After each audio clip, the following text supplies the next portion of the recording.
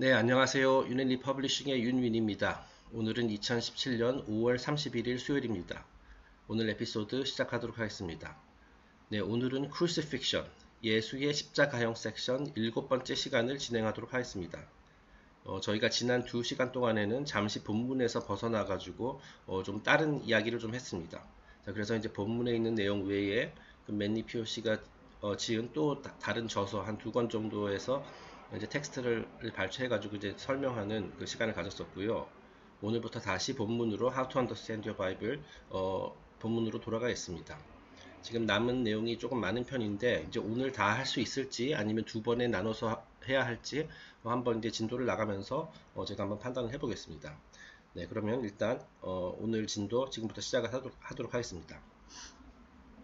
네. In the mystical theosophy of the Gnostics and other early Christian sects, it was taught that the mind consisted of two parts by nature called by the Platonists intelligible and intellectual, and by modern philosophers abstract and concrete thought. 자, Gnostics 나왔죠? 자, 영지주의를 비롯한 그 초기 기독교 신비주의에서는 또는 신비주의라고 구체적으로 나오지는 않지만 초기 기독교 종파에서는 자, 인간의 우리 정신 있잖아요. 마인드. 지금 오늘부터 하는 얘기가 이제 인간의 정신에 대한 거거든요. 그리고 이것이 이제 십자가와 어떤 관계가 있는지. 자, 인간의 정신이 크게 두 가지 요소로 구성되어 있다라고 가르쳤어요. 네, 그러니까 이제 그 우리 정신에 두 가지 측면이 있다는 겁니다. 뒤에서 좀 더 자세히 보겠지만은 이거를 뭐 여러 가지로 이제 표현을 하고 뭐 상위의 정신이다, 뭐 higher mind, 뭐 하위 정신이다, lower mind, 뭐 이런 식으로도 표현하고 이제 다양하게 표현이 돼요. 네, 그래가지고 이제 그 우리 정신에 우리 머릿속에서도 우리 정신 속에서도 이렇게 항상 이제 두 가지의 힘이 이제 서로 이제 겨루고 있다 뭐 이렇게 볼 수도 있습니다. 네, 그러다 보니까 이제 막 정신적으로 괴로운 일도 괴롭기도 하고 이제 뭐 잡념 같은 것도 많이 생겨서 이제 뭐 정신 집중을 못 한다든지 그죠? 우리가 이제 정신을 집중해 가지고 그 어떤 집중력을 발휘하기 위해서는 이 두 가지 요인이 그죠? 우리 정신을 구성하는 두 가지 요소가 이제 서로 이제 협력을 해서 이제 같은 목표를 향해서 같은 방향으로 나아가야 하는데 이것이 만약에 이제 계속 대결을 벌이고 이제 싸우다 보면 이제 머리가 아프게 되겠죠. 뭐 하여튼 그런 것과도 관련이 있습니다. 자, 그렇게 두 개의 요소로 구성되어 있다고 가르쳤다. 자, 그리고 이제 그것을 이제 플라톤 학파에서는 이걸 어떻게 설명하냐면은 이거를 intelligible, 그러니까 관념적이라는 거예요. 그 다음에 이제 intellectual, 이렇게 두 가지 측면이 있다 라고 이제 표현을 했어요. 자, 그래서 관념적인 것, intelligible, 그리고 이것은 좀 어떻게 보면 추상적이고 약간 뜬구름 잡는, 그렇죠. 우리가 이제 사색을 통해서 이제 어떤 지식에 접근하는 뭐 그런 내용이고요. 자, intellectual, 이거는 말 그대로 이제 지능적, 우리가 이제 눈에 보이는 현상 같은 것들을 이제 이해하고 관찰하고 이해할 수 있는 뭐 그런 능력을 말하는 거죠. 이렇게 이제 크게 두 가지가 있다라고 표현을 했고, 그 현대 철학자들은 이 같은 개념을 어떤 식으로 표현하냐면은 abstract, 추상적인 것, 그리고 concrete, 구체적인 것으로 이제 구분을 하고 있어요. 자, 그러니까 이제 관념적인 것이 이제 추상적인 것에 해당된다고 볼 수 있고, 이제 지능적인 것이 이제 구체적인 것에 해당된다고 볼 수도 있습니다. 자, 이거 막 어려운 단어가 먼저 예를 들어서 관념적이라는 거, 뭐 이렇게 이제 어렵게 느껴질 수 있는데 사실 뭐 이렇게 어렵지는 않습니다. 계속 들어보면은. 제가 그래서 이 세 번째 블랙 포인트에서 그 이 두 가지의 개념을 좀 더 명쾌하게 이해할 수 있도록 조금 몇 가지 그 비유를 더 들어봤는데요. 자, 이 관념적과 지능적, intelligible과 intellectual을 어떻게 또 비유할 수 있냐면은 invisible, visible이라고 볼 수 있어요. 자, invisible, 보이지 않는 것에 대한 것을 이제 사색하는 것, 그죠? 보이지 않는 것, 그죠? 자, 그러니까 이제 우리가 이제 관념적인 사고 뭐 이런 제가 그 철학 용어는 자세히 모르겠지만은 이 관념적인 것은 어쨌든 이 보이지 않는 것, 보이지 않는 세상에 대해서 대한 그 정신 그것에 대해서 이제 우리 정신을 이라는 도구를 사용하는 겁니다. 자, 그리고 이제 지능적이라는 것은 이제 그 반면에 이제 보이는 것, 그죠? 보이는 세상. 네, 우리가 이제 보고, 눈으로 보고 확인할 수 있는 것. 자, 그렇기 때문에 우리 대부분의 사람들이 이 지능적인 것에는 많이 익숙하죠. 왜냐면 우리는 이제 물질 세상에서 이제 물질적인 현상을 보면서 이렇게 살아가고 있기 때문에 그거에 대해서 어떤 지능적인 사고를 이렇게 발휘할 수 있습니다. 자, 하지만 이제 많은 사람들이 이제 보이지 않는 것에 대해서는 일단은 뭐 그 존재 자체를 부정하는 그런 경우도 많이 있고요. 그죠? 인비지블에 대한 사고가 이제 관념적인 그 intelligible mind입니다. 자, 그래서 이것이 상이라고 볼 수가 있어요. 그리고 이제 intellectual이 이제 하위에 있는 것이고. 자, 이것이 제 뒤에서 다시 또 얘기하겠지만은 더 상위가 더 좋고 하위는 더 나쁘다. 뭐 그런 의미는 아닙니다. 이제 구조상 그렇게 돼 있다라는 거예요. 자, 그리고 이제 또 하나 비유할 수 있는 것이 이제 spiritual과 physical입니다. spiritual, 그 영적 영역. 영적 영역이라는 것은 우리가 눈에 보이지 않죠. 자, 그렇기 때문에 영적 영역에 대해서 이제 우리가 사색하는 것은 그거는 이제 그 intelligible mind를 통해서 하는 겁니다. 네, 우리가 이제 이거를 눈으로 물질적 세상에서는 그걸 확인할 수 없어요. 반면에 이제 physical, 이거는 물질 세상 또는 물질적 세상, 물리적 세상이죠. 자, 이런 것은 우리에게 역시 잘 친숙한 그런 부분이 됩니다. 우리는 intellectual mind를 통해 가지고 이제 physical한 현상들을 이제 확인할 수가 있는 것이죠. 자, 또 하나의 비유를 들자면 causal and effects입니다. 네, causal 그러니까 원인의 영역. 이것도 예전에 뭐 설명을 드린 바가 있는데 이제 원인의 영역, 그죠? 그것은 이제 그 상위 세상이라고 했어요. 그 영적 영역, 보이지 않는 영역에서 이제 원인이 일어납니다. 자, 그래가지고 그 원인에 의해서 발생하는 결과를 우리 물질 세상에서 이렇게 볼 수 있다라고 말씀드렸죠. 그것이 이제 바로 이펙트의 영역입니다. 자, 그러니까 제가 이제 좀 이해를 돕기 위해서 몇 가지 예를 이렇게 들었는데 조금 더 도움이 되셨는지 모르겠습니다. The Orientals teach that the two parts of the mind are symbolized by the two lobes of the brain. 그리고 이제 그 서양뿐만 아니라 그죠? 그 동양 쪽에서도 동양에서는 뇌의 두 측두엽이 정신의 두 요소를 각각 상징한다고 여겼다. 그러니까 이제 그 형태는 다르지만은 이제 서양과 동양 역시 마찬가지로 우리의 정신이라는 것이 이제 크게 이제 두 가지 그 요소로 구성되어 있다라고 이렇게 생각을 했어요. 자, 그러면 이제 마지막에 그러니까 이 intelligible, 저도 이 말을 처음 들었을 때 이제 어떤 그 철학 관련된 책을 읽는다든지 그랬을 때 그 intelligible, intellectual 이거 막 되게 굉장히 비슷한 단어인데 이거 도대체 무슨 차이지 좀 약간 그렇게 좀 막 혼란스럽고 했었는데 네. 그 부분을 조금 더 자세히 설명하기 위해서 제가 이제 또 다음 페이지에서 어떤 이미지를 하나 준비했습니다. 자, 이런 것들이 전부 다 그 위에서 보듯이 이제 플라톤 학파에서 그죠? intelligible, intellectual이라는 그 개념은 플라톤 학파에서 나왔어요. 자, 그래가지고 우리가 이제 그 플라톤의 리퍼블릭이라는 책 있죠. 우리말로는 뭐 공화국이라고도 하고 국가론이라고도 하는 것 같은데 거기 보면 이제 선분의 비유라는 게 있습니다. 그리고 이제 여러분께 많이 익숙한 그 동굴의 비유라는 것도 나와요. 자, 그래가지고 이제 인간의 마인드를 이제 플라톤이 이제 설명하는 그죠? 소크라테스와의 대화하는 형식을 통해 가지고 그 인간의 마인드에 대해서 설명하는 그런 내용이 나옵니다. 자, 그래서 이제 선분의 비유. 여기서 선분은 라인이란 뜻이에요. 그죠? 우리 수학 시간에 배운 그 선분입니다. Analogy of the divided line. 그 다음에 이제 동굴의 비유. Allegory of the cave. 요거 두 가지를 이거는 뭐 국내에서 뭐 번역서라든지 이제 인터넷에서도 이제 많은 정보가 있으니까 요거를 한번 공부를 해보시면은 제가 지금 말씀드린 뭐 관념적 정신 사고, 인텔렉추얼 사고 뭐 이런 것들 무엇인지 잘 더 이해하실 수 있으리라 생각됩니다. 네, 그래서 저도 이 선분의 비유에 대해서 자세히는 모르지만은 제가 이제 인터넷에서 구한 이미지를 가지고 이제 간단하게 이제 그 그림만 보여드리겠습니다. 자, 그래서 이 3분의 비율을 이제 깊게 들어가면 보면은 여기 지금 왼쪽부터 오른쪽으로 이렇게 쭉 선이 있잖아요. 선분이 있어요. 그죠? 라인이 있어요. 자, 그래가지고 이것이 라인이 4개로 나뉘어져 있습니다. A, B, C, D. 자, 여기 좀 그림상으로는 A, B, C, D의 길이가 다 똑같은 것으로 나오지만은 원래 이게 그 선분의 비율 제대로 하면 이게 그 길이가 다 조금씩 다릅니다. 그리고 그 길이가 다르게 다 어떤 구체적인 의미를 담고 있는데 여기서는 그냥 편의상 이렇게 똑같이 한 것 같네요. 네, 그래가지고 한번 제가 이걸 다 설명드리 저도 다 이해하지 못하니까 제가 아는 대로 일단 그 그림을 보면서 설명을 드리겠습니다. 자, 지금 맨 위에 보면은 그죠? 이 왼쪽에 있는 영역 C하고 D에 해당되는 선분 중에 C하고 D에 해당되는 부분은 크게 봤을 때 이제 knowledge라고 했어요. knowledge 지식입니다. 지식. 자, 그 반면에 오른쪽에 있는 A하고 B는 opinion이라고 돼 있어요. opinion. 이거는 의견이라는 뜻이죠. 의견. 네. 자, 이 지식이라는 것은 기면 기고 아니면 아닌 거예요. 이것이 조금 더 정확한 겁니다. 그죠? 반면에 이 opinion이라는 것은 우리가 어떤 현상 또는 어떤 일에 대한 우리의 생각이에요. 그 생각은 맞을 수도 있고 틀릴 수도 있죠. 네. 자, 그렇기 때문에 이제 우리의 정신의 여러 단계, 말하자면 정신의 여러 단계라고 이해하시면 될 것 같아요. 이 A, B, C, D라는 것이.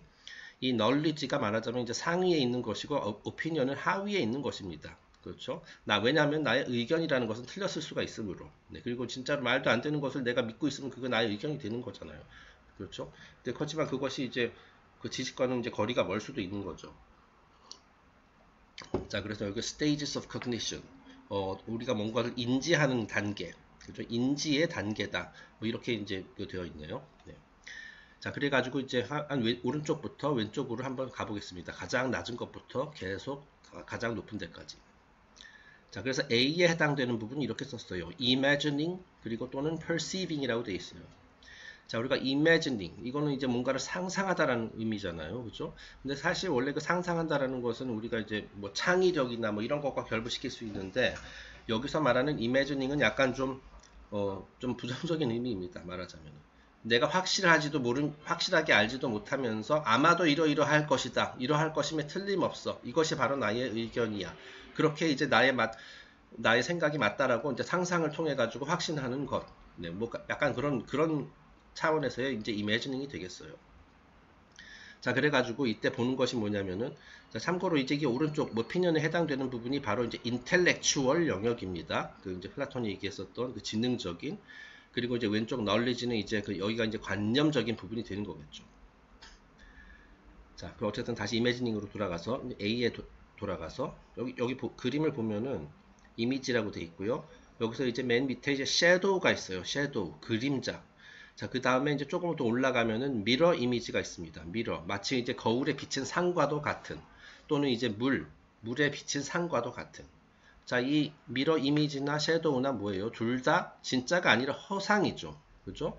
자, 그러니까 이미지닝 단계에서는 이제 허상을 보고 내가 진짜를 알았다라고 이제 판단하는 그런 단계입니다. 네. 자, 그래서 한번 여기 간단하게 읽어볼까요? Wholly unenlightened state of mind which takes sensible moral notions at face value, just as it takes sensible appearances of the world at face value. 자, 이것은 unenlightened state of mind. 그러니까 이제 깨달음을 전혀 얻지 못한 상태라는 뜻이에요. 네, 깨달음이 없는 상태입니다. 그렇기 때문에 가장 하위 영역이에요. 자, 그래가지고 at face value. 그 보이는 대로, 그죠? 눈에 보이는 대로 곧대로 믿는 것이라는 뜻이에요. 네. 그러니까 이제 그림자를 보고 그것을 진짜라고 생각한다라는 거예요. 내가 눈에 보였으니까. 네, 사실은 진짜는 전혀 다른 것일 수도 있는데. The allusion is to the condition of the unreleased prisoners in the cave allegory. 여기서 이제 cave allegory, 이제 플라톤 동굴의 비유에 대한 이야기가 나왔죠. 저는 이제 그 옛날 학생 때, 지금 요즘은 어떤지 모르겠습니다만은 요즘 젊은 학생들은 이거 배운지 모르겠습니다만은 전 제 기억에 따르면은 국민윤리 책에 이 동굴의 비유에 대한 내용이 나왔었던 것 같습니다. 그 국민윤리 책에 그 이제 서양 철학에 대한 부분이 있었거든요. 자, 그런데 저도 자세히 그 당시에는 물론 그냥 시험 잘 보기 위해서 그냥 외우기만 했고 이해는 못했지만은 제가 지금 그 기억하고 있는 바로는 그런 이제 플라톤이 그런 공학에서 이런 과정을 하죠. 어떤 사람들이 이제 한평생 동안 동굴 안에서 살았어요, 그죠? 동굴 밖으로 나가본 적이 없어요. 자, 근데 이제 가끔 가다가 이제 동굴 입구 쪽에 대부분의 사람들 동굴 입구 쪽에 가보지도 않았어요.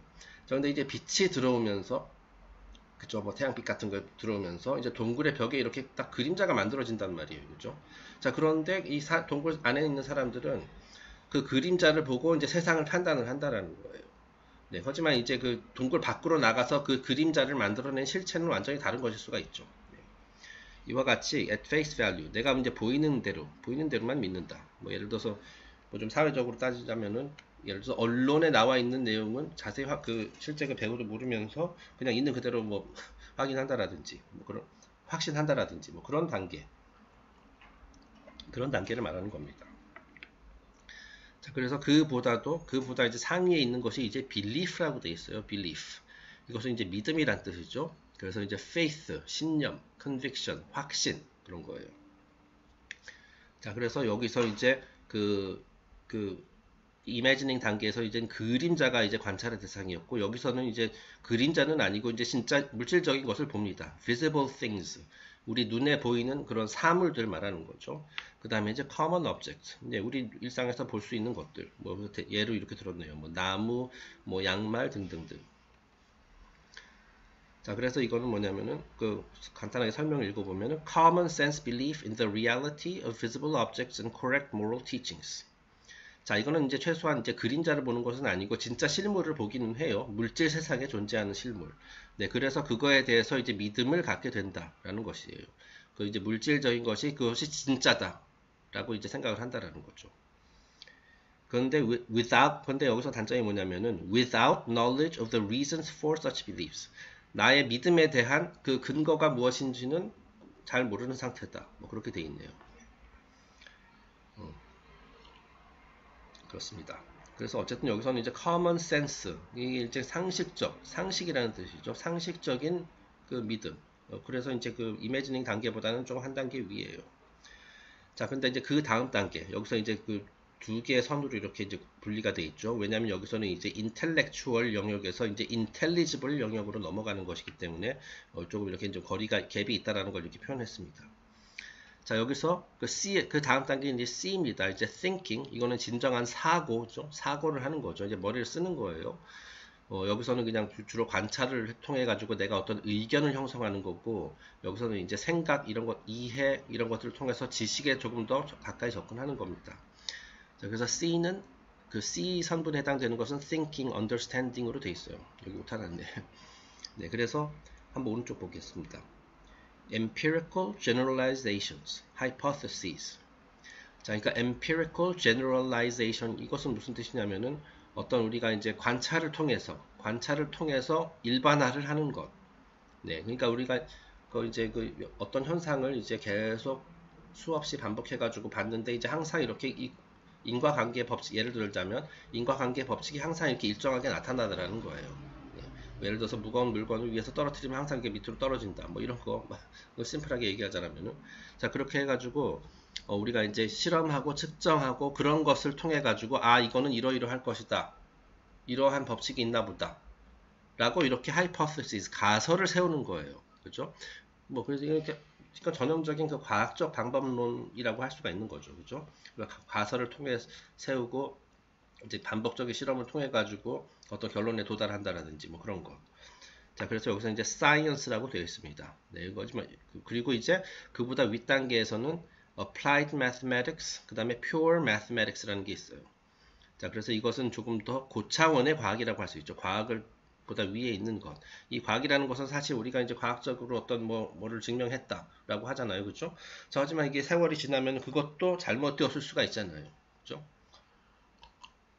옛날에는 이제 뉴턴의 역학 그것이 이제 진리라고 이제 오랫동안 여겨져 왔는데, 그죠? 그 이제 뭐 19세기 말 20세기 초에 들어서 뭐 이제 양자역학이라는 것도 생기고 발견되고, 그죠? 그리고 이제 뭐 상대성 이론도 발견되고, 그래서 이제 뉴턴의 법칙이 100% 맞지는 않다라는 것이 이제 지금 오늘날 이렇게 알려졌죠. 그죠? 자, 그리고 이제 지금은 또 그 양자역학과 상대성 이론도 100% 맞는 것이 아니다. 이것을 이제 다 모든 경우에 그 수를 만족할 수 있는 그런 새로운 게 필요하다. 뭐라 그러죠? Unified Field Theory, 뭐 통일장 이론, 뭐 이제 뭐 촉근 이론, 뭐 등등등 그런 것들이 이제 새로운 이제 가설로 이제 좀 나오고 있죠. 그래서 이것도 바뀔 수가 있어요, 그죠? 하지만 그보다 상위에 있는 수학은 정확하죠. 그런 의미에서 이것보다 위에 있는 것으로 이렇게 표현한 게 아닌가 싶습니다. 네. 자, 그래서 뭐 reasoning from premise to conclusion, 어떤 premise, 가설 또는 이제 가정에서 진짜 출발해 가지고 conclusion, 결론에 이르는 것. 한번 볼까? 그다음 밑에 볼까요? Actually a bridge from the world of opinion to that of knowledge brought about by higher education, especially mathematics. 자, 그러니까 이제 오른쪽에 있는 영역, 그죠? opinion의 영역에서 이제 knowledge의 영역으로 이제 큰 한 단계 이게 점프를 하기 위해서는 이제 이제 그 다리 역할을 하는 것인데, 이제 그 고급 교육, 그죠? higher education. 그리고 이제 특히 수학을 통해 가지고 이제 우리가 이 knowledge 쪽에 조금 더 가까이 접근할 수 있다. 뭐 이런 얘기인 것 같습니다. 자, 그리고 그보다도 상위에 있는 것이 이제 바로 D에 해당되는 영역인데, 그것이 바로 intelligence입니다. 이것이 지성이죠, 지성. 그래서 이제 equal reason, 이성이라고 되어 있고요. 그 다음에 equal dialectic, 이것은 이제 변증법이라는 뜻이에요. 자, 이것들도 다 어떻게 보면 고급스러운 이제 과학의 기법, 뭐 이렇게 표현할 수 있을까요? 네. 자, 근데 여기서 이제 흥미롭게도 form of the good, 이제 굿의 실체를, good, 그러니까 선이라는 뜻이죠. 그 선의 실체를 이해하기 위한 단계예요. 네. 그래서 뭐 noesis 뭐 나오고 이제 intelligence 또는 rational intuition, 그러니까 지성 또는 이성적인 직관, 네, 이성적인 직관이라는 뭐 또는 합리적인 직관이다, 뭐 이렇게 돼 있네요. 그래서 이제 knowledge이고 the method of obtaining episteme is the dialectic, meaning philosophical conversation by question and answer seeking an account of some form.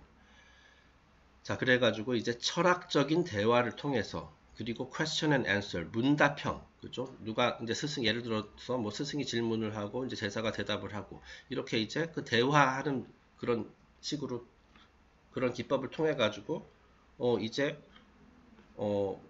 내가 원하는 그 지식을 얻는 것이라는 거죠. 네, 그래서 그 최종적으로 우리가 이런 그 정신을 이용해 가지고죠. 이것이 전부 다 지금 A, B, C, D 전부 다 이게 정신의 여러 단계라고 말씀드렸잖아요. 자, 우리가 이 정신이라는 도구를 이용해 가지고 궁극적으로 이제 얻어야 할 것이 무엇이냐? Ultimately, knowledge of the good이에요. 이 선에 대한 지식. 그것이 바로 이제 어떻게 보면 최고의 지식이다. 라고 이렇게 할 수가 있는 겁니다. 네. 그 예전에 언제였는지 기억 안 납니다만은 제가 예전에 Initiation of Plato 해가지고 플라톤의 입문식이라는 어떤 텍스트에서 제가 일부 내용을 발췌한 적이 있어요. 자, 그래가지고 이제 플라톤이 이제 어떤 그 미스터리 스쿨 신비주의 학교에 입문식을 하는 과정을 일종의 그 연극 대본 같은 형식으로 이렇게 표현한 그런 텍스트였는데 이제 그 사제들이 그 피라미드 사제들이 이제 플라톤에게 여러 가지 질문을 하고 이제 플라톤이 대답하는 그런 형식으로 이제 되어 있었던 텍스트였죠. 자, 근데 그때 이런 대목이 있었습니다. 그 사제들이 그 플라톤에게 이렇게 물었어요. 그 지식을 추구하는 최종적인 목표는 무엇이냐? 최고의 지식은 무엇이냐? 대충 그런 비슷한 그 질문을 하니까 플라톤이 이랬었죠. 그 선과 악을 분별하는 것이다.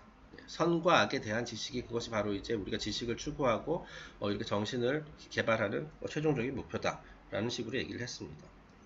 이것도 전부 다 이제 일맥상통하는 내용인 것 같네요. 네. 제가 이 선분의 비유에 대해서는 자세히 모르는 상태에서 이렇게 설명을 하려다 보니까 좀 약간 좀 미흡한 점도 있는 것 같은데 양해해 주시기 바랍니다. 네. 이것은 이제 여러분께서도 인터넷을 통해 가지고 또는 다양한 자료를 통해서 조금 더 구체적으로 공부해 보실 수 있을 겁니다. 이 선분의 비유도 중요하고 그리고 이제 여기는 나오지 않지만 이제 동굴의 비유도 이제 공부할 만한 가치가 있습니다. 자, 그런데 이제 그 십자가, 예수의 십자가형에 대한 이야기를 다루는데 왜 이렇게 정신의 구성 요소에 대한 얘기가 왜 나오느냐, 그렇게 이제 의아해 하실 수 있는데, 그 실제로 그 십자가 그 처형 장면에 그와 같은 심볼리즘이 담겨 있기 때문입니다. 그 다음 페이지부터 보시겠습니다. 자, abstract and concrete mind are the two thieves, Justus and Demas. Christ as pure knowledge or truth is therefore represented as crucified in equilibrium between the two extremities of thought. 자, 이제 예수가 십자가 처형을 받을 때 그 양 옆에도 또 다른 두 명의 범죄자가 있었다라고 말씀을 드렸었죠. 그래서 두 명의 강도들이 이제 함께 이제 셋이서 이렇게 같이 이렇게 십자가형을 당했어요.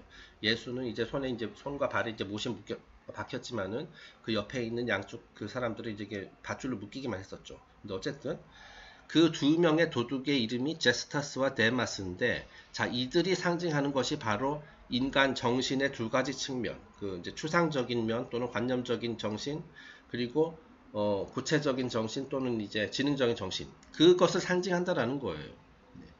예수의 좌우에 있었던 제스타스, 이건 좌도라고 표현이 됩니다. 왼쪽에 있는 도둑. 네, 그 제스타스는 이제 뉘우치지 않은 도둑이에요. 그 제스타스하고 그 오른쪽에 있었던 그 데마스라는 사람, 그 도둑, 그 사람은 이제 뉘우친 도둑이죠. 는 각각 콘크리트 마인드와 앱스트랙트 마인드를 상징한다 라고 돼 있어요. 자, 그리고 그러니까 이렇게 비유할 수도 있어요. 좌뇌, 우뇌, 뭐 꼭 정확한 비유는 아니지만은 좌뇌, 우뇌 이렇게 비유할 수도 있을 것 같아요. 자, 그리고 이제 예수는 그 가운데 있어요. 그죠? 그 순수한 지식과 진리를 상징하는 그리스도는 따라서 이 생각의 두 극단의 중앙에 균형을 이루고 있는 상태다. 그것을 이제 상징하는 그런 모습이다라는 거예요. 자, 그리고 또 이제 어떻게 괄호 안에 있는 건 제가 쓴 건데, 어찌 보면은 이 정신의 두 극단적인 측면이, 그죠? 측면이 그 서로 싸우다가 이제 그 그리스도를 십자가에 못 박았다라고 볼 수 있다라는 거예요. 자, 그러니까 이제 우리가 그 모든 것에서 이렇게 균형을 유지하는 것이 굉장히 중요하거든요. 왼쪽으로 너무 치우치는 것도 안 좋고 오른쪽으로 치우치는 것도 안 좋아요. 그런데 이제 여기서 지금 말하자면 좌도와 그죠? 왼쪽 도둑과 오른쪽 도둑은 이제 서로 이 정신의 두 측면을 상징하는 그 두 요인들이 서로 협력해가지고 그죠? 서로 이제 양보를 하고 뭐 이렇게 해가지고 협력을 해서 이제 중앙에 이르러서 다시 말해 그리스도 상태에 이르러야 되는데 서로 이제 싸우기만 하다 보니까 그죠? 그 중앙에 있어야 될 그리스도는 희생되는 거다. 우리가 이제 균형 잡힌 상태가 십자가에 못 박힌 것과 같이 이제 희생된다. 네, 그런 거를 이제 상징할 수도 있다라는 거예요. 네, 그러니까 이제 우리가 도달해야 할 것은 바로 이 가운데 상태인데, 그죠? 네, 그것이 희생됐다. 가운데 상태가 희생되었다. 십자가에 못 박혔다. 이렇게 이제 비유할 수가 있다라는 겁니다. This further points up the teachings of Pythagoras that virtue is always in moderation or in a middle distance between two extremes. 자, 이 미덕이라는 것, 그죠? 우리가 이제 추구해야 할 것이 이제 미덕이잖아요, 그죠? 이 미덕이라는 것은 항상 두 극단의 중앙에 위치해 있다. 라는 이 피타고라스의 가르침과 같은 내용이다. 그러니까 피타고라스도 이렇게 중도, 그리고 어떤 중용, 말하자면 균형, 조화, 이거를 이제 강조를 했죠. 거의 뭐 옛날에 그 훌륭한 모든 수승들은 다 그랬습니다. 네. 자, the lower mind does not repent, but the higher mind, becoming aware of truth, is promised by the Messiah that it shall be with him in paradise.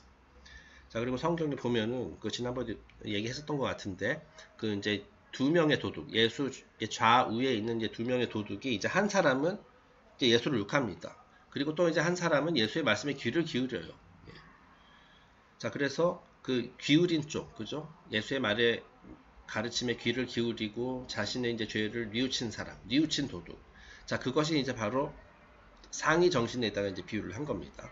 자, 그리고 이제 그 일반 그 무지한 백성들과 마찬가지로 똑같이 자기도 십자가에 걸려 있으면서 예수를 욕했었던 그 왼쪽에 있는 도둑.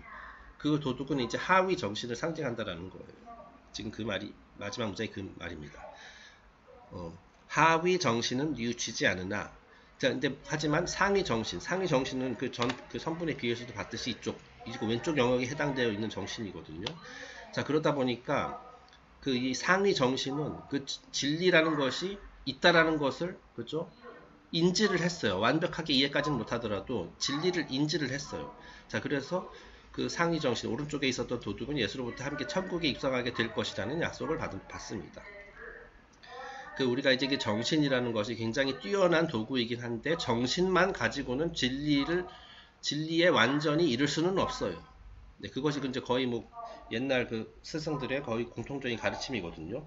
지식은 굉장히 뛰어난 도구예요. 이 선분의 그 비유에서 봤듯이 처음에는 이 가장 낮은 A 상태에 있다 하더라도 이렇게 이제 D 상태까지 이제 우리가 다 도달을 할 수가 있거든요. 네. 하지만 이것만으로는 부족하다. 자, 하지만 이 상위 정신 그 레벨 상위 정신을 인지할 수 있는 그죠? 요 영역 그 상태에 이르게 되면은 최소한 진리를 인지할 수는 있다라는 거예요. recognize는 할 수 있어요. 그러니까 지금 오른쪽에 있는 이 도둑은 여기 내 옆에 지금 묶여있는 이 가운데 묶여있는 이 자가 바로 진리구나. 네, 그 그리스도가 바로 이것이 진리구나. 진리라는 것이 진짜 있구나. 뭐 이런 것을 이제 인지했다라는 뜻입니다. 네. 그리고 저도 이 부분을 이제 그 설명하면서 이제 막 되게 헷갈리는 그런 측면들도 많이 있었거든요. 이게 뭐냐면은 자, 우리가 여기 뭐 상위 정신, 하위 이건 어디까지 제 생각입니다만은 상위 정신, 하위 정신 이런 식으로 이제 위와 아래 이렇게 구분하면은 이제 일반적으로 우리가 위에 있는 것이 더 좋은 것이다라고 생각을 하잖아요, 그죠? 예. 그래서 뭐 예를 들어서 선분의 비유에서도 자 우리가 이제 A가 이제 가장 낮은 단계라고 했으니까 D까지 가야 D에 있는 것이 더 좋은 거 아니냐, 그죠? 이렇게 생각을 할 수가 있어요. 자, 그런데 지금 제가 방금 얘기한 거기에서는 이제 가운데가 더 중요하다. 라고 얘기를 했잖아요. 근데 이 3분의 비유에서 보면 꼭 마치 이거 B와 C 사이에 있는 것이 그것이 바람직하다. 뭐 이런 생각이 또 들 수가 있고. 자, 그래서 제가 그 부분이 많이 헷갈렸는데요. 그거에 대해서 제가 한번 정리를 해봤습니다. 이거는 저의 생각입니다. 제 생각이 틀릴 수도 있어요. 저의 오피니언입니다. 제가 내린 결론은 뭐냐면 여기서 상위 정신이라는 것은 꼭 하위 정신보다 뛰어난 그런 정신이라기보다도 물론 이제 그 좀 여러 면에서 이제 조금 더 고급화되어 있긴 해요. 그러니까 하위 정신은 좋고, 그러니까 상위 정신은 좋고, 하위 정신은 나쁘다. 그런 의미라기보다도, 이 인간의 그 정신의 이제 그 단계 구조상 그 위에 있다는 것으로 이해했습니다. 제가 왜 그런 생각을 했냐면은, 이 하위 정신이 나쁜 게 아닌 이유가 뭐냐면, 이 하위 정신도 우리에게 필요해요. 인간이 이제 그 정상적으로 기능하기 위해서는 필요해요. 자, 우리가 제가 예전에도 많이 언급을 했었습니다만은 우리가 이런 영적 공부를 한다고 해서 그죠? 물질적인 것을 버리는 것은 아니죠. 네. 왜냐면 우리 몸이 여기 물질 세상에 속해 있기 때문에 물질 세상에 대한 이해도 있어야 돼요. 영적 세상에 대한 공부를 하는 게 물론 중요하지만 물질 세상에 대한 이해도 있어야 되고 물질적인 존재로 이제 태어나는 한 여기서 이제 활동하고 그러기 위해서는 물질적으로도 능력이 있어야 돼요. 그죠? 몸도 건강하게 유지해야 되고, 그죠? 뭐, 예를 들어서 뭐 좋은 직장 구하려면은 뭐, 이제 공부도 많이 해야 되고, 뭐, 예를 들어서, 그죠? 이런 것들은 다 물질적인 거지만 그것도 필요하다라는 거예요. 나는 이제 고고한 영적인 그 존재니까 나는 더 이상 이제 물질과는 이제 그 쳐다보지도 않겠다. 그런 것은 바람직하지 않다라는 거죠. 우리 완전히 그 물질에만 매몰되어 가지고 그죠? 영적 세상을 그 인지하지도 못하고 영적 세상이라는 것이 있다는 사실 자체를 부정하면서 살아가는 것도 물론 안 좋지만 그죠? 나는 오로지 영적 세상에만 거하겠다. 이 물질 세상은 다 허상이고 다 쓸모없는 것이니 나는 버리겠다. 나는 그냥 산속에 들어가서 그냥 수련만 하고 이렇게 살다가 가겠다. 이것도 바람직하지 않다라는 거예요. 자, 그러니까 그런 면에서 봤을 때는 이 상위 정신과 하위 정신의 어느 한쪽으로 가는 거죠. 상위 정신으로만 가는 것도 바람직하지 않고 그 중간 그 양쪽을 다 아우르는 그런 균형 잡힌 상태가 가장 좋은 것이 아니냐. 저는 그렇게 이해를 했습니다. 뭐 제 생각이 틀릴 수도 있지만 현재로서는 저 그렇게 이해했습니다. 자, 그리고 바로 그 상태가 그 두 명 도둑 사이에 그 십자가에 매달려 있는 예수 그리스도를 상징하는 것이다. 라고 이해를 했습니다. 아쉽게도 이제 그 좌뇌와 그러니까 좌도와 우도 그 두 도둑 인간의 두 정신이 이제 계속 싸움을 하는 과정에서 그죠? 예수가 이렇게 희생된 거죠. 자, 그래서 둘 다 인간에게 필요한 것이며 한쪽으로 치우치지 않고 균형을 이루는 것이 가장 바람직한 상태인 것 같다라고 되어 있습니다. 네, 그래가지고 지금 이렇게 계속 정신의 두 가지 요인에 대해서 한 얘기가 계속 나오다 보니까 제가 이제 떠오른 게 뭐냐면 그 12별자리 있잖아요. 그죠? 별자리 중에서도 바로 인간의 정신을 상징하는 별자리가 있어요. 자, 그리고 이제 공교롭게도 뭐 공교로운 건 아니겠지만은 그 인간의 정신과 가장 밀접한 관계가 있는 별자리가 이제 쌍둥이 자리거든요. 쌍둥이 자리, 제미니입니다. 자, 그래서 쌍둥이 자리는 뭐 그 제목에서도 알 수 있듯이 그 두 명의 아이가 이렇게 심볼로 표현이 돼요. 또는 두 개의 기둥 또는 이제 두 명의 아이, 쌍둥이니까 그죠? 자, 그러니까 이 쌍둥이도 어떻게 보면은 그 인간의 정신이 약간 이중적인 속성을 지니고 있다. 그런 거를 이제 상징하는 거예요. 네. 자, 그리고 이제 그 쌍둥이 자리를 이제 그 그리스 신화에다가 이제 비유하면 그리스 신화에 등장하는 신에 비유하면 그게 이제 헤르메스가 되거든요. 헤르메스 하면은 이제 우리가 가장 떠올리는 것이 지식의 신이죠. 그리고 지식. 그 인간에게 무슨 뭐 모든 그런 그 지식을 전파한 신이다. 그 가르침을 상징하고, 그죠? 글쓰기를 상징하고. 네. 그래가지고 지식과 이제 직접적으로 결부되어 있는 신이 이제 헤르메스예요. 자, 그런데 공교롭게도 이제 신화뿐만 아니라 이제 고대 전통에서는 이제 헤르메스가 이제 두 가지 형태로 많이 표현이 됩니다. 그래서 이제 그 이미지를 제가 한번 옮겨봤는데요. 자, 이제 그 쌍둥이 자리를 그 관장하는 헤르메스 신의 이제 두 가지 모습입니다. 자, 그래서 이제 왼쪽에는 그 나이 든 모습으로 표현이 돼요. 그래가지고 이제 보통 이제 우리가 보통 이제 그리스 그 헤르메스 할 때는 그 오른쪽에 보이는 것과 같이 이렇게 젊은 사람으로 이제 많이 표현이 되거든요. 자, 그래서 이제 머리 위에 이렇게 날개 달린 모자도 쓰고 있고, 여기는 좀 보이지 않지만은 그 신발에도 이제 날개가 달려 있고, 이렇게 잽싸게 슉슉슉 왔다 갔다 하는, 그죠? 그 헤르메스가 또 여행의 신이기도 하거든요. 예.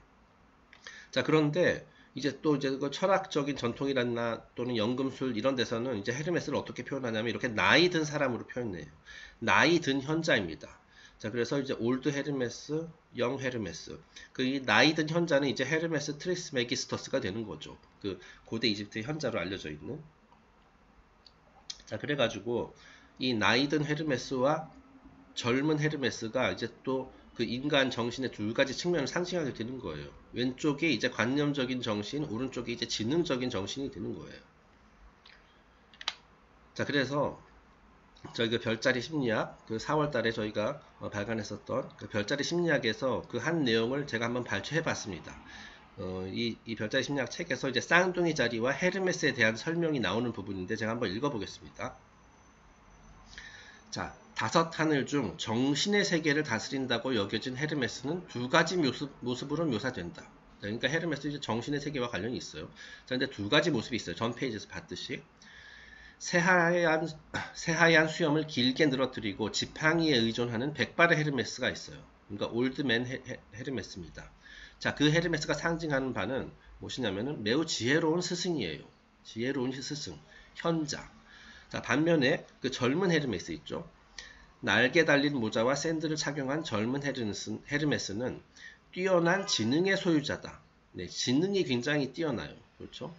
그리고 이제 이게 좀 부정적으로 가게 되면은 이제 잔머리의 제왕입니다. 잔머리의 제왕.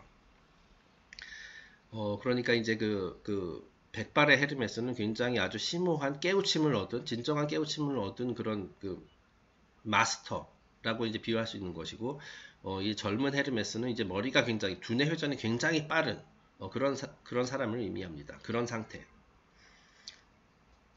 자, 인간의 정신은 이처럼 이중적인 속성을 지니고 있다. 네, 그렇기 때문에 쌍둥이 자리인 겁니다. 백발의 헤르메스는 아더왕의 멘토였던 마법사 멀릿, 그리고 고대 이집트의 현자 헤르메스 트리스메기스토스와 같은 존재예요. 둘 다 아주 그 현명하고 뛰어나고, 그죠? 굉장히 그 이제 진리를, 우주의 섭리 이런 것들에 대한 이해가 아주 깊은 그런 사람들이죠. 자, 반면에 그 젊은 헤르메스는 이제 그리스 신화나 또 이 로마 신화에 자주 등장을 하는데요. 그죠? 그래서 뭐 신들의 심부름꾼 노릇하고 뭐 이것저것 많은 역할을 하죠. 이 젊은 헤르메스는 좋은 머리를 이용하여 얻은 재물을 계속해서 가방에 주워 담는 상업의 신이자 도둑의 신이기도 하다. 네. 전 이미지 볼까요? 여기 지금 보면 헤르메스가 손에 뭐 이렇게 들고 있죠. 그죠? 어떤 자루 같은 걸 들고 있어요. 이것이 바로 헤르메스의 가방입니다. 그래가지고 이 가방, 요술 가방이죠. 내가 이제 큰 물건을 집어넣으면 이게 딱 커지고, 그죠? 신화에 따르면 작은 물건을 넣으면 이렇게 또 작아지고. 자, 근데 이제 헤르메스가 이렇게 이제 도둑, 좀 흥미롭긴, 이거 굉장히 흥미로운 얘기인데, 도둑의 신이기도 해요. 이제 헤르메스가 상징하는 것이 뭐 지식의 신, 뭐 글쓰기의 신 등등등 많이 있는데, 전령의 신, 여행의 신, 그 중에 하나가 상업의 신이자 도둑의 신이기도 합니다. 네, 그러니까 이건 뭐냐면 인간의 지능, 지적 능력, 정신을 완전히 안 좋은 쪽으로, 그죠? 썼을 경우에는 그 잔머리가 돼가지고, 그죠? 사기를 치는데 능해질 수가 있다는 거예요. 네, 정신이라는 도구도, 그죠? 그 사기를 잘 치려면 머리 좋아야 되잖아요. 그죠? 그런 쪽으로 이제 개발이 될 수도 있으면 이게 이제 잘못 나간 거죠. 정신이라는 뛰어난 도구를 잘못 쓴 경우에 그렇게 도둑의 신, 뭐 꼭 상업이 꼭 나쁜 건 아닙니다만은 뭐 상업에도 솔직히 말해서 뭐 도둑들 많이 있잖아요. 그죠? 그런 식으로 가게 되는 거고, 이것을 아주 현명한 방식으로 아주 그 좋은 정신의 힘을 좋은 용도로 활용하게 되면 이제 헤르메스 트리스메기스토스와 같은 이제 진정으로 지혜로운 현자가 되는 거고. 그러니까 이제 이렇게 이거 지금 제가 지금 얘기하는 것은 꼭 쌍둥이 자리 태생에게만 해당되는 얘기는 아니에요. 모든 인간에게 다 해당이 되는 얘기입니다. 네. 자, 그래서 계속 읽어보겠습니다. 그러니까 결국 우리가 지식과 지능을 어떻게 활용하느냐에 따라 헤르메스 트리스메기스토스와 같은 현자가 될 수도 있고, 아주 잔머리 굴리는 사기꾼 도둑이 될 수도 있는 것이다. 라고 되어 있어요.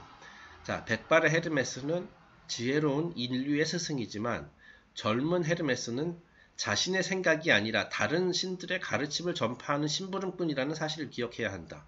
라고 되어 있어요.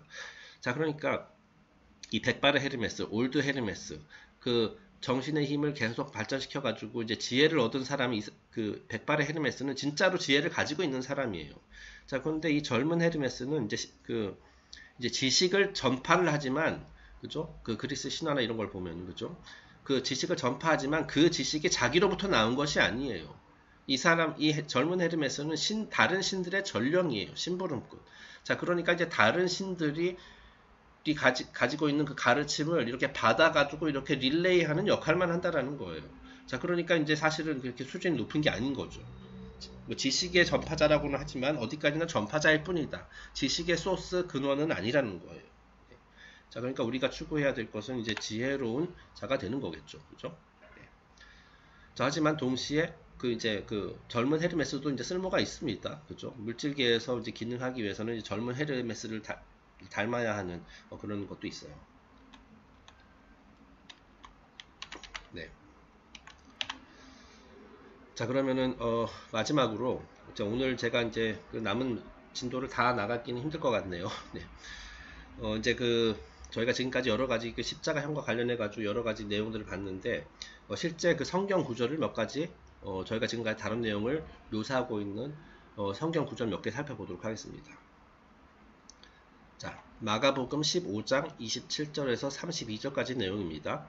자, 강도 둘을 예수와 함께 십자가에 못 박으니 하나는 그의 우편에 하나는 좌편에 있더라. 그죠? 그 강도 두 명이 이제 예수 한 명은 그의 우편에 그리고 하나는 좌편에 이렇게 같이 이제 십자가에 메었다는 거예요. 지나가는 자들은 자기 머리를 흔들며 예수를 모욕하여 가로되. 자, 그러니까 이제 그 무지한 백성들이 그죠? 저 예수를 욕하고서 이제 조롱하고 그러는 거예요.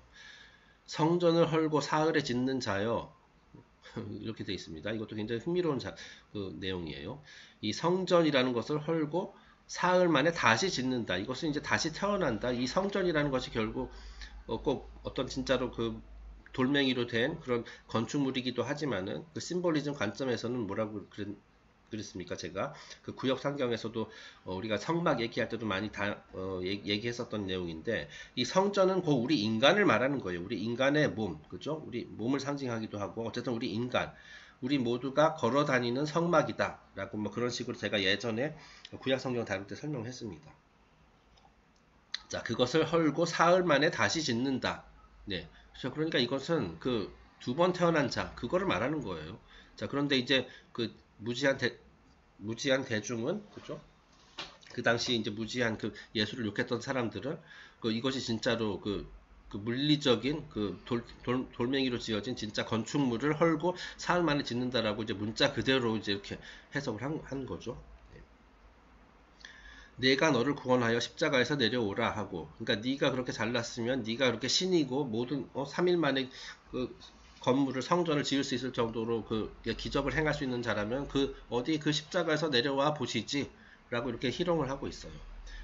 그와 같이 대제사장들도 서기관들과 함께 희롱하며, 그죠? 뭐 대사장이든 서기관이든 다 그냥 한 패거리가 돼가지고 서로 말하되 저가 남은 구원하였을 때 자기는 구원할 수 없도다. 그래, 네가 그렇게 잘나서 다른 사람들을 구원했지만 막상 네 한 몸은 간수를 제대로 못하는구나 라고 이렇게 계속 조롱을 하고 있어요. 그래서 이스라엘의 왕 그리스도가 지금 십자가에서 내려와 우리를 보고 믿게 할지어다 하며 함께 십자가에 못 박힌 자들도 예수를 욕하더라. 그러니까 계속해서 이제 비꼬는 거죠. 그래, 네가 이스라엘의 왕이라며 그러면 지금 당장 십자가에서 내려와라. 뭐 이렇게 하는 겁니다. 자, 그 다음에 이제 그 요한복음의 그 19장의 내용을 잠깐 일부 발췌해 봤습니다. 이거는 이제 좀 또 다른 얘기인데요. 요거 제가 예전에 그 언급을 안 해가지고 인용을 하지 않아서 여기다 옮겼습니다. 자, 군병들이 가서 예수와 함께 못 박힌 첫째 사람과 그 다른 사람의 다리를 꺾고 그리고 예수께 이르러 너는 이미 죽은 것을 보고 다리를 꺾지 아니하고 그 중 한 군병이 창으로 옆구리를 찌르니 곧 피와 물이 나오더라 라고 돼 있어요. 자, 그러니까 지금 이 상황은 지금 십자가에 매달린 사람들이 3명의 사람들이 다 죽은 이후의 상태입니다. 그래서 이제 여기서 그 로마 병정이 그죠? 창으로 옆구리를 찌르는 대목 나왔었죠. 네. 그랬더니 거기서 이제 피와 물이 나왔다. 그래서 그 피와 물을 이제 받은 그 잔이 이제 성배가 되는 것이죠. 네. 이거 그 옆구리를 창으로 찌른다는 것이 무엇을 의미하는지에 대해서는 지난주에 설명드렸습니다. 자, 그 다음에 이제 누가복음에서는 이 십자가형에 대한 이야기를 어떻게 묘사하고 있는지 한번 보겠습니다. 해골이라 하는 곳에 이르러, 그러니까 해골이라 하는 곳, 그 골고다 또는 이제 갈보리의 언덕, 이 말 자체가 이제 해골이를 의미한다라고 했었죠. 그래가지고 그곳에 이제 스토리에 따르면 아담의 유해가 묻혀 있다. 아담의 해골이 묻혀 있었기 때문에 그렇게 불렀다. 뭐 다 상징적인 의미를 가지고 있다. 이런 얘기 들었었습니다. 해골이나 하는 곳에 이르러 예수를 십자가에 못 박고 두 행악자도 그렇게 하니, 그죠? 이것이 그 예수의 양 옆에 함께 이제 처형을 받았던 그 도둑입니다. 하나는 우편에, 하나는 좌편에 있더라. 그래서 뭐 그 다음 내용은 이제 다 비슷합니다. 이제 그 사람들이 이제 손가락질 하면서 지나가면서 예수를 이제 조롱하는 그런 이야기. 그냥 빨리 읽어보겠습니다. 이에 예수께서 가라사대 아버지여 저희를 사하여 주옵소서 자기의 하는 것을 알지 못함이니이다 하시더라. 저희가 그의 옷을 나눠 제비 뽑을세. 자, 이거는 로마 병정들이 그죠? 이게 예수가 입고 있었던 옷을 이렇게 가지고 서로 내 이 옷을 갖겠다라고 이렇게 막 싸우다가 이제 그 제비 뽑기로 해가지고 이제 막 일종의 그 예수의 옷을 차지하는 그런 내용입니다. 백성은 서서 구경하며 관원들도 비웃어 가로되 저가 남을 구원하였으니 만일 하나님의 택하신 자 그리스도여든 자기도 구원할지어다 하고, 네, 같은 내용이죠. 네가 진정한 하나님의 아들이라면은 네 스스로를 구해보려무나 라고 조롱하고 있어요. 군병들도 희롱하면서 나와 신포도주를 주며, 네, 좋은 포도주도 아니고 신포도주, 가로되 내가 만일 유대인의 왕이거든 네가 너를 구원하라 하더라. 그의 위에 있는 유대인의 왕이라 쓴 패가 있더라. 네, 그리고 이제 그 머리에다가 가시로 된 왕관, 그 면류관이라고 하죠. 그걸 딱 이렇게 예수의 머리에다 이렇게 씌웠죠. 그리고 이제 거기 이렇게 써 있죠. 유대의 왕, 유대인의 왕. 그러니까 이게 조롱하기 위해서 쓴 겁니다. 자, 그런데 그 다음부터 이제 빨간 부분, 이제 뉘우친 도둑과 뉘우치지 않은 도둑에 대한 얘기가 나와요. 달린 행악자 중 하나는 비방하여 가로되 네가 그리스도가 아니냐 너와 우리를 구원하라 하되. 자, 그러니까 이제 한 사람은 그 같이 이제 그 일반 그 국민 백성들과 마찬가지로 이제 예수에게 막 비난을 퍼붓는 거예요. 네가 그리스도면은 너도 너 스스로도 구원하고 우리도 좀 구해달라라고 이렇게 얘기하는 거예요. 이게 뉘우치지 않은 도둑이죠. 자, 그랬더니 다른 한 명은 하나는 그 사람을 꾸짖어 가로되 네가 동일한 정죄를 받고서도 하나님을 두려워 아니하느냐. 자, 이 사람은 뉘우친 도둑이 한 말이에요. 우리는 우리의 행한 일에 상당한 보응을 받는 것이니 이에 당연하거니와, 그러니까 우리가 죄를 졌으니까 이렇게 벌을 받는 건 당연하다. 뭐 예수 같은 경우는 아니지만 이 도둑은 맞죠. 두 명의 도둑은 진짜 죄인이에요. 그러니까 이제 십자가형을 받는 것이 이제 정당해요. 그 당시 법에 따르면. 이 사람의 행한 것은 옳지 않은 것이 없느니라. 자, 야, 너하고 나는 진짜 이게 도둑질, 강도짓 해가지고 이렇게 그 십자가형 받는 게 마땅하지만은 내 옆에 있는 우리 옆에 있는 이분은 죄가 없는 사람이다 라고 이제 얘기를 하는 거예요. 자, 그래서 이제 이 뉘우친 도둑의 한 말에는 이제 인과관계의 법칙, 그죠? 근데 행동에 대한 그런 대가를 받는 것, 예, 그것이 이제 나와 있고, 동시에 이제 예수는 원래 이곳에 있어서 될 사람이 아니다라고 이렇게 결백함을 그 옆에서 이제 주장하고 있죠. 가로되 예수여 당신의 나라에 임하실 때에 나를 생각하소서 하니. 자, 이것도 이제 뉘우친 도둑이 하는 말입니다. 예수께서 이르시되 내가 진실로 내게 이르노니 오늘 내가 나와 함께 낙원에 있으리라 하시니라. 네, 그러니까 그래 너는 죄를 뉘우쳤구나. 그러니까 넌 말하자면은 그 죄를 뉘우쳤다라는 건 사실 굉장히 힘든 일이거든요. 그것이 어떻게 보면은 깨달음으로 그죠 가는 그 관문 중의 하나입니다. 내 자신의 잘못을 솔직하게 인정하고 그 뉘우치는 것. 그죠? 내가 다시는 하지 않겠, 나쁜 짓을, 지금까지 해왔었던 짓을 다시는 하지 않겠다고 이렇게 다짐하는 것. 그것도 굉장히 큰 영적 성장이에요. 네. 자, 그러니까 이제 그 뉘우친 도둑은 이게 성장을 한 거죠. 자, 그러니까 예수가 이렇게 말하죠. 너도 나와 함께 낙원에 갈 것이다. 네, 낙원으로 가는 너의 첫 걸음을 너도 뛰었구나, 이제. 그렇게 이제 예수가 얘기를 해주는 겁니다. 꼭 진짜로 천국에 간다는, 천국이라는 하늘에 있는 어떤 장소에 간다는 의미가 아니라. 네. 하여튼 그렇습니다. 그 다음에 이제 다음 거 생략. 네. 네, 그래서 제가 오늘 진도는 여기까지 나가겠습니다. 원래는 오늘 다 한번 끝낼 수 있지 않을까라고 생각을 했는데, 이제 남은 내용이 조금 더 있거든요. 그래서 이거는 다음 시간에 하도록 하겠습니다. 제가 이제 오늘 오랜만에 영상을 또, 제가 한 번에 그 영상을 보통 한 대여섯 개까지는 아니고 한 서너 개씩 만들고, 이렇게 또 한동안 좀 쉬었다가 한 일주일 후에 또 만들고 이러거든요. 네. 근데 역시 새로 영상을 제작할 때, 처음에는 약간 좀 힘들더라고요. 네. 안 하다가 하니까. 네.